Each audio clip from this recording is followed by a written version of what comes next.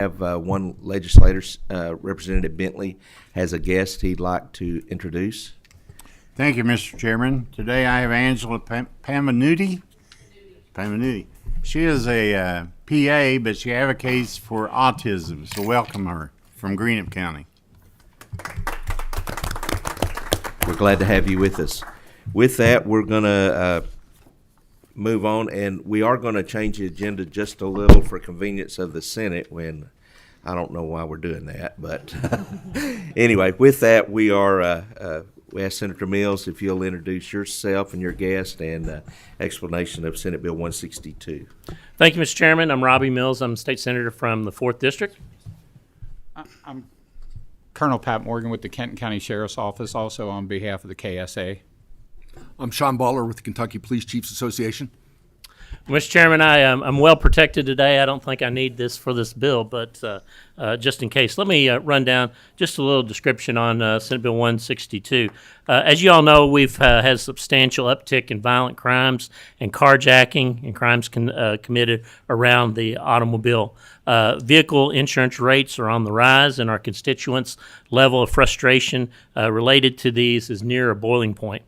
Senate Bill 162 gives our local law enforcement access to tools that are proven to be very useful across the country, solving crimes related to vehicles.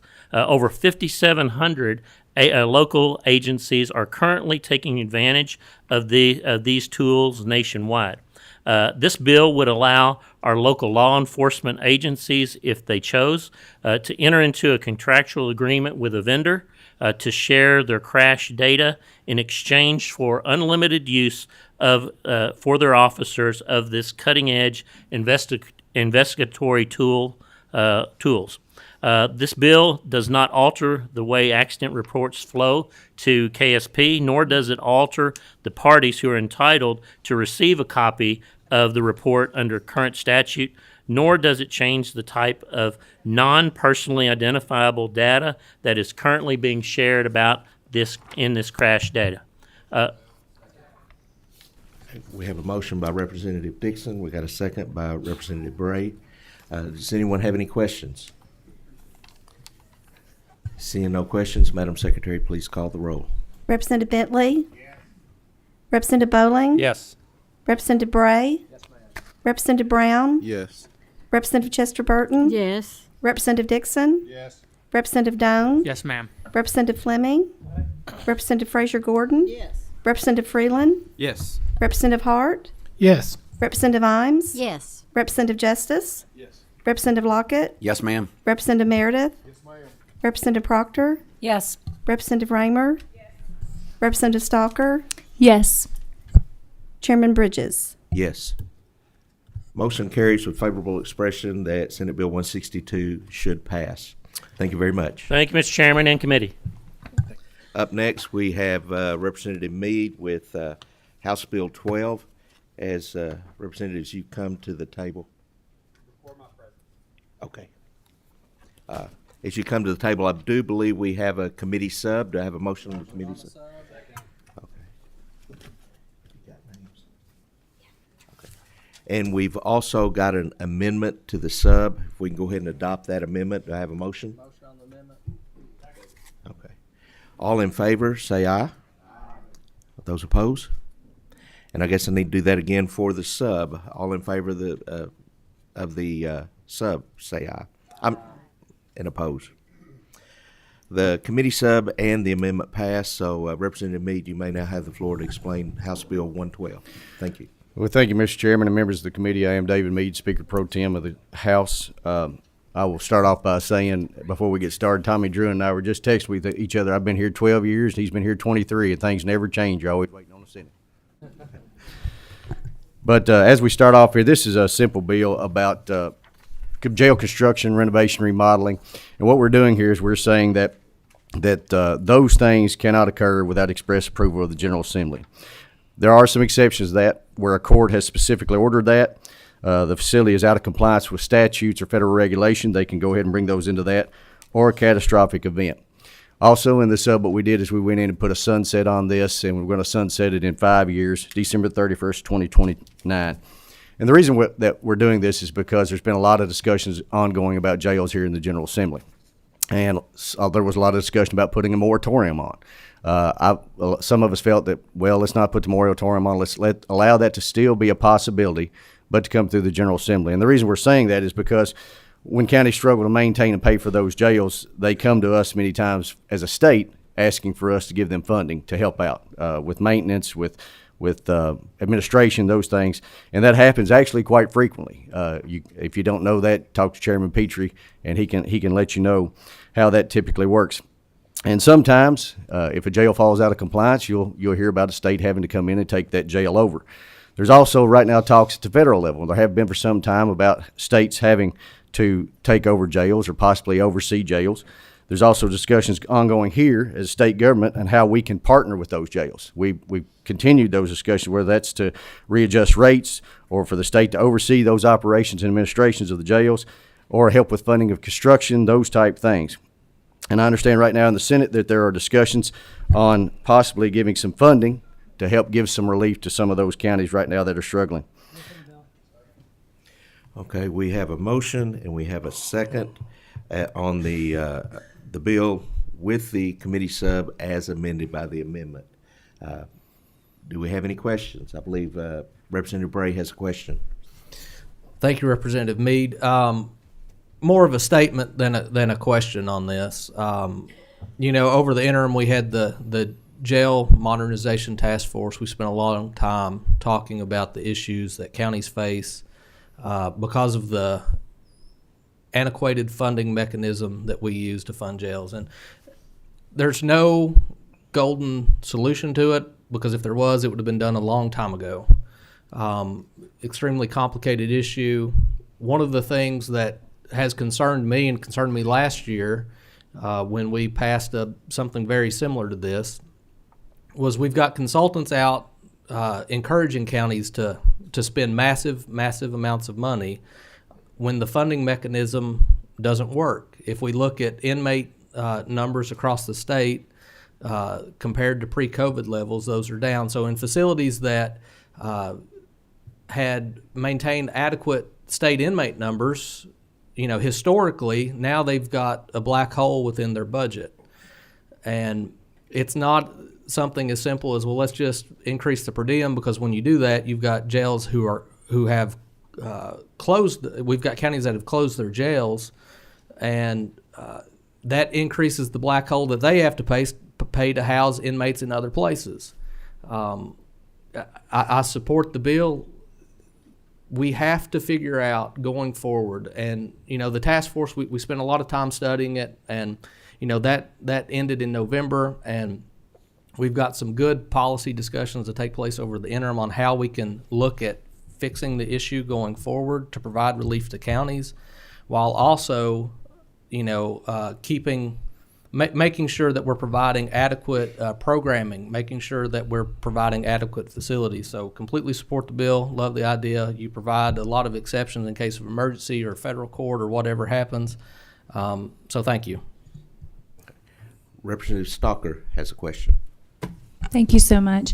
My question is, I appreciate the bill you've put before us. My question is if this bill is prohibiting renovations, remodeling, and new building of facilities, when we know we have facilities already that are in dire need of that, I'm wondering how this bill is going to intersect with private prisons being built. Can you speak on that at all, just to help me get some clarity on that? In the bill, the very first part of it, you'll see that it's a subdivision of the Commonwealth. So a private prison would not be a subdivision of the Commonwealth. The second part of that is if there is a jail that is in, as you said, dire need, that would probably mean that they're out of compliance and they would have the ability to do that on their own. May I ask a follow-up question? Yes, ma'am. So I just want to make sure, for clarity, I understand. So you're saying that because this is not considered, a private prison is not considered a subdivision of the Commonwealth, but that would not necessarily prohibit us, the state, looking to a private prison to build a facility in the event that one is needed? No, unless they are a state facility, like a county jail, local jail, or it's a regional jail authority, Okay. it would not affect them. Thank you so much. I appreciate that. Thank you. We have Representative Frazier Gordon's got a question. Yeah, more of a comment, and but thank you for your work in this area. And I just wanted to reiterate the work that's been done with the task force. And Madison County, we've had a huge problem with capacity, and we're a growing county, which is fortunate in many, many ways. But it has caused an issue with our jail. So I guess I just wanted to be assured that maybe this is a step in a process that it's and we definitely need to look at all avenues and all possibilities for giving relief to our counties. It absolutely is a step in the process, and I think that's what Representative Bray was getting to, is that there's a lot of discussions that are ongoing, especially going to be happening this interim on what do we do going forward when it comes to the jails. I know there's also some discussions in the Senate right now about possibly putting in some money for some jails right now to purchase land or possibly do feasibility studies. I think actually Representative Meredith, Representative Raymer, some of that's down in your area.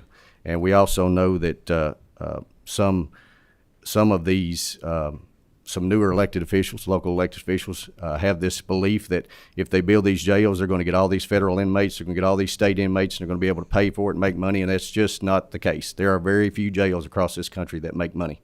And so if we're going to have to be involved in any of those ways, I think it's important for us to do our due diligence and make sure that the Commonwealth has the say in that if we're going to spend money or have to be involved. Representative Meredith has a question. Yes, Mr. Chairman, it's more of a comment as well. Speaker Meade, it was, I think, fitting that you started your comments with some things never change, waiting on the Senate. That's always funny to make a crack at the Senate, but we seem to be in the same position with regard to jails across the state, too. Representative Bray chaired the jail task force this past interim. I chaired the jail modernization task force about 2 years ago.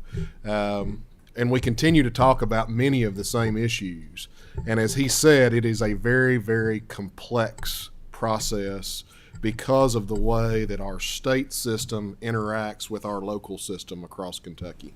And I just think that we as a General Assembly, and we have tried to sit down with all the parties and discuss this, but we as a General Assembly have to be extremely thoughtful about how we move ahead in this process.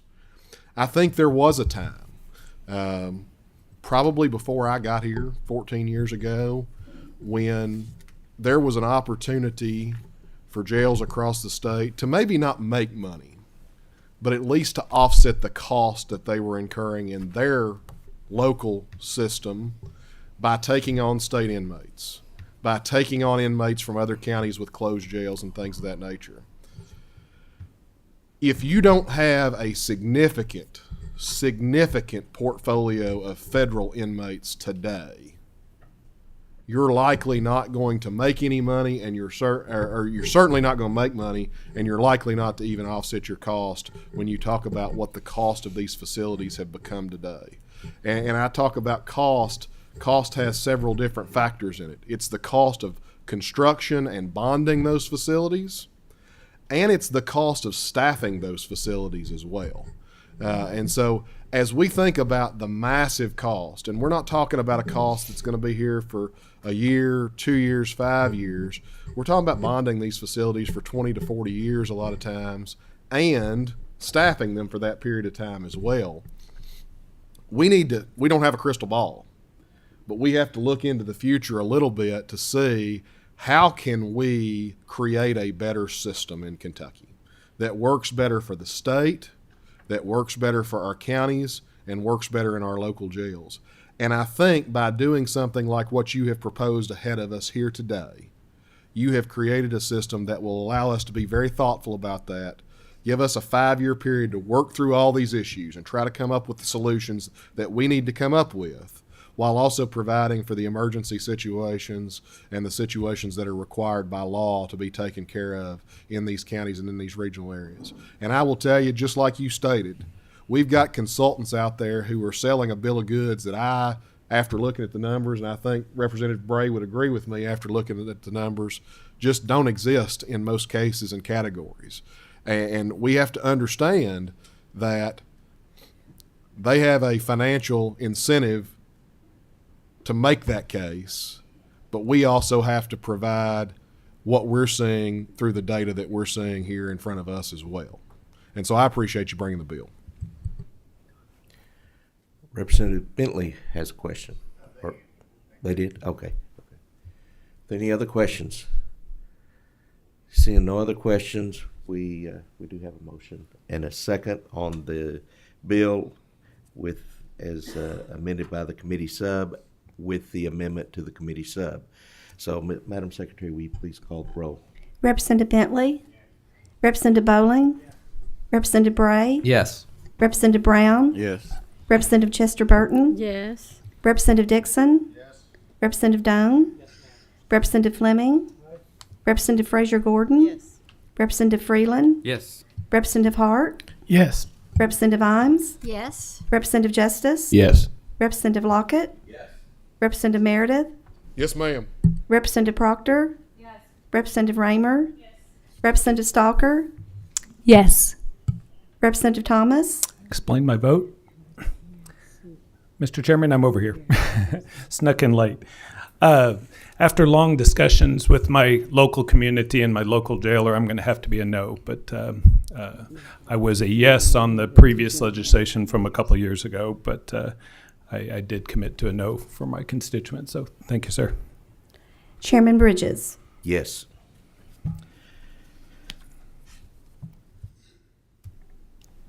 The motion carries with favorable expression that the bill should pass. However, we are going to entertain a motion to roll the amendment into a sub. We got a motion. We have a second. I think this can be a voice vote. Yeah, this can be a voice vote. So all in favor say aye. Aye. Those opposed? Motion carries. With that, we do have a title amendment to this. Okay. All in favor say aye.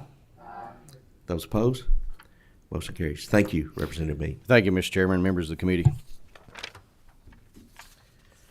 Up next, we have, I think it's House Bill 296 with Representative Lawrence. If you'll come to the table as you come, I believe we've got a committee sub. Do I have a motion on the committee sub? Yes, sir. Okay, and a second. All in favor? Opposed? Representative Lawrence, you may have the floor. Motion carries. Thank you, Chairman. I'm Representative Lawrence, representing the 70th House District. I want to start off today just by saying thank you guys for having me here. First off, for giving me the opportunity to present this bill. Going to start with just an example of why this bill is being brought today. A few months ago, if you guys remember, in the city of Lexington, we had a tremendous amount of cold weather where they brought in some temporary structures to help folks that were maybe displaced or homeless at the moment. When they done so, these mobile units were brought in. Had they been on wheels, this bill would not be necessary. But because these units were brought in on a trailer, taken off of the trailer and set onto the ground, code enforcement showed up, cost the city of Lexington roughly about $45,000 to update these structures to Kentucky's building codes. Motion on the bill. Thank you. That's easy enough. We I'm have persuasive. a motion on the bill as amended with the committee sub. Yeah. We have a second. Are there any questions? Seeing no questions, I'm sorry, Representative Brown, you have a question. Could Representative Lawrence continue with his presentation? Yeah. There's more information I'd like to hear about it. Okay, please use your mic, please. I did. It's on. Okay. Okay. Basically, this bill would say that any structure brought in by a city, county, or quasi-government would not fall under the state codes unless it's going to be there longer than 6 months or if the state has declared a state of emergency. The state of Kentucky is one of few that does not recognize national building codes, electrical codes, plumbing codes. We have our own, which, by the way, hasn't been updated in 9 years. So I'll end with that, I guess. Okay. You said the city of Lexington was, it cost significantly to put those temporary buildings up. Do you have any idea what those were and who they were paid to? I mean, how much they were and who the fees were paid So to? the units were brought in by a contractor, a private contractor. Okay. Those units were built in, I believe, Texas. Each unit cost about $170,000, which obviously, whoa, I don't know who that is. I get excited. Was at the cost of the private contractor. They owned those units. Somebody's looking for a napkin. the private contractor owned those units. I apologize. Brought those in. They bought them from a place in Texas, which in Texas they recognize National Building Code, National Electrical Code, National Plumbing Code. Kentucky does not. So they were built there, brought in, but because they weren't on wheels, had they been on wheels, we'd have been fine. If we could have just maybe attached some tires to the side, maybe they'd have left us alone. But they took them off of those trailers, set them on the ground. Then Kentucky Building Code people showed up and made, here's the change that we made. It was a 3-inch vent pipe. From what I understand, Kentucky said it had to be 4-inch vent pipe, so they had to go into these already pre-built units, rip the walls out, put in new 4-inch vent pipes for temporary structures, mind you, that were there maybe 2 weeks. So that's why the bill was brought today. Thank you, sir. Thank you, Mr. Chairman. Thank you. Any further questions? Seeing none, Madam Secretary, will you please call the roll? Representative Bentley? Thank you. Representative Bowling? Representative Bray? Representative Brown? Yes. Representative Chester Burton? Yes. Representative Dixon? Representative Doan? Representative Fleming? Representative Frazier Gordon? Yes. Representative Freeland? Yes. Representative Hart? Explain my vote, Mr. Chairman. Yes. I'm a yes on the bill, but I do have to raise an objection to the fact that Representative Lawrence is persuasive. I need to see some more evidence on that. Representative Imes? Yes. Representative Justice? Yes. Representative Lockett? Yes. Representative Meredith? Explain my vote. Oh, yes, sir. Mr. Chairman, I was going to withhold my vote until he started cleaning up after himself, but when he actually started helping out and cleaning up after himself, I will vote aye. Representative Proctor? Yes. Representative Raymer? Yes. Representative Stalker? Yes. Representative Thomas? Aye. Chairman Bridges? Aye, and I will explain my vote also. In very rare circumstances, Representative Lawrence has worked diligently on this bill and the committee sub and every agency that's contacted him throughout the procedure, and I do appreciate that. So thank you. The bill as amended by the committee sub shall pass with favorable expression that it should pass. Thank you. Thank you all.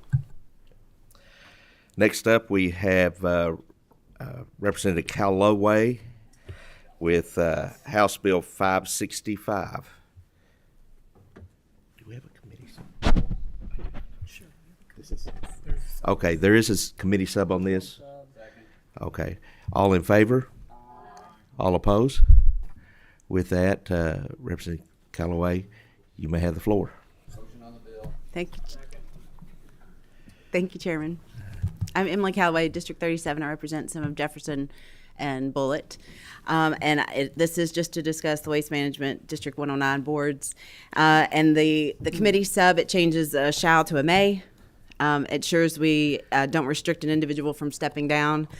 Thank you for that recommendation, Representative Bray. If the need arises, they can step down. And this bill clarifies action to be taken once a term limit for board members, which is established in KRS 109, expires, to adhere to the intent of the 109 statute. A mandated vacancy of the seat after 60 days of the expiration of the term will be required, obviously, unless the successor is appointed and qualified before then. So, reappointment. You do have a motion. So, would you like to say anything else? Or would you like to? Okay. Any questions?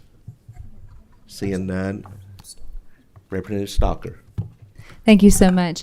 My question is just simple. Why do we need this? What is currently happening right now that brings this legislation before us? Sure, we have board members who are using KRS statute 65.008 that says they can be eligible for reappointment until a successor is found. So what we've got is individuals on their third term, serving their 2-year term, and they're not currently even considering applications from what I've heard. I know applicants who've applied and there's been no response. So we just want to make sure that individuals have an opportunity to serve on a board that they can serve on, and that there's not some type of monopoly, one individual staying on the board indefinitely, which is not clearly the intent of the statute. May I ask a follow-up question, please? Yes. Could you help me understand what are the current term limits now? Because from what I just understood from what you said, if I heard you correct, that there are current term limits and people are just continuing to override those term limits because they cannot find somebody willing to serve in that capacity? I would challenge that second portion, but it is a 2-year term. So once your term expires, then if an individual is not, a successor is not found and qualified, the current occupier of the seat can be available for reappointment, can continue on their term, can continue to hold that seat for another term and then another term. And clearly that's not what this 109 statute was intended for. We have term limits for a reason, but there is certain current statute in 65.008 that does allow for boards in general of Kentucky to allow that to happen, some rolling over. So we just want to stop that. Thank you so much. Thank you. Seeing no further questions, Madam Secretary, please call the roll. Representative Bentley? Yes. Representative Bowling? Yes. Representative Bray? Yes. Representative Brown? Yes. Representative Chester Burton? Yes. Representative Dixon? Yes. Representative Doan? Yes, ma'am. Representative Fleming? Aye. Representative Frazier Gordon? Representative Freeland? Yes. Representative Hart? Yes. Representative Imes? Yes. Representative Justice? Yes. Representative Lockett? Yes. Representative Meredith? Representative Proctor? Yes. Representative Raymer? Yes. Representative Stalker? Yes. Representative Thomas? Aye. Chairman Bridges? Yes. Motion does carry with favorable expression. The bill should pass. With that, I'm going to turn the gavel over to Representative Fleming to finish out this meeting.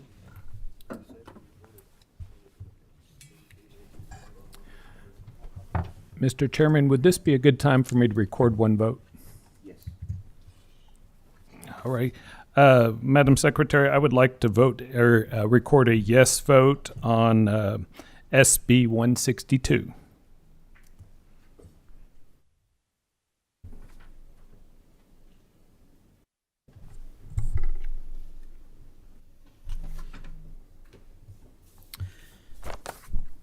Okay, we have two bills remaining, and I believe the Chairman Bridges has both of those bills. And so, if you don't mind, Chairman, go ahead and identify yourself, and you have the floor. Representative Bridges from House District 3, and I have Representative Sean McPherson, House District 22. I'm going to turn this over to Representative McPherson to explain this. Is that wise? bill. Go ahead. So go ahead, Representative. Could I answer that? No. House Bill 657 is a pretty simple bill, unlike our jail bill or other things we were looking at a while ago. This bill basically says that in places where we do not have planning and zoning, currently, let me say back, in areas where we do have planning and zoning, we have KRS Chapter 100, which requires them to put a plat on record, to record, at the county clerk's office. In areas where we do not have planning and zoning, that's not a requirement. And this bill would require, if you have a subdivision, you would have to, in all counties, then go back and put a recorded plat of that subdivision. And as a real estate appraiser, you know, this is very important to being able to identify property. Lots of times we go out and are asked to appraise a lot or a proposed house to be put on that property. And it's very, very important to be able to identify which lot you're talking about and properly identify that. About once every 3 to 6 months, we will go out and realize there's been a mistake made on the identification of a lot, and through some kind of triangulation, try to figure out that wasn't the lot and go back and have to, and if we had a plat, that would make this much simpler. So this is the premise of this bill. We have a motion and a second. You may continue at your own peril. If not, we can move on to the vote. Is there any questions? Hearing none or seeing none, go ahead and call the roll. Representative Bentley? Yes. Representative Bowling? Yes. Representative Bray? Yes. Representative Brown? Yes. Representative Chester Burton? Yes. Representative Dixon? Yes. Representative Doan? Yes, ma'am. Representative Fleming? Aye. Representative Frazier Gordon? Yes. Representative Freeland? Yes. Representative Hart? Yes. Representative Imes? Yes. Representative Justice? Yes. Representative Lockett? Yes. Representative Meredith? Representative Proctor? Yes. Representative Raymer? Yes.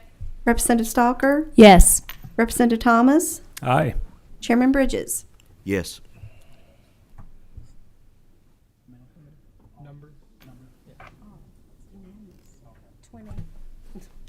Okay, I think that's 20 yes votes, and it passes with favorable expression, and the bill would be moved on to the House floor. Okay, next item, Representative Bridges, if you don't mind introducing your guests, and you have the floor. Thank you. Again, I'm Representative Bridges from House District 3.